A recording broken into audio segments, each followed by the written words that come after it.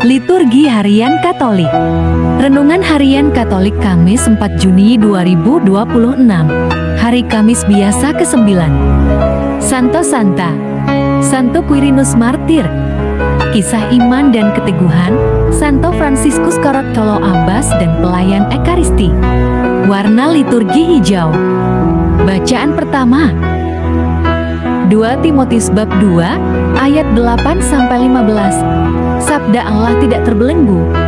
Jika kita mati dengan Dia, kita pun akan hidup dengan Dia. Mazmur tanggapan. Mazmur bab 25 ayat 4b-5ab, ayat 8-9, ayat ke-10, ayat 14. Ya Tuhan, tunjukkanlah lorong-lorong-Mu kepadaku. Bait pengantar Injil. Mazmur bab 119 ayat 34. Berilah aku mengerti, maka aku akan mentaati hukum-Mu. Aku kan menepatinya dengan segenap hati, ya Tuhan. Bacaan Injil. Markus bab 12 ayat 28b-34. Inilah perintah pertama, kasihilah Tuhan Allahmu dengan segenap hati, dan yang kedua sama dengan yang pertama.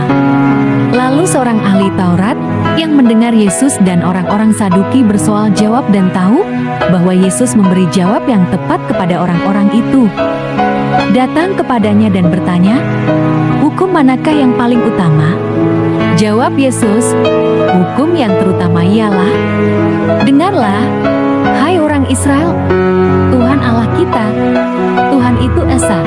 Kasihilah Tuhan Allahmu dengan segenap hatimu dan dengan segenap jiwamu dan dengan segenap akal budimu dan dengan segenap kekuatanmu. Dan hukum yang kedua ialah, kasihilah sesamamu manusia seperti dirimu sendiri.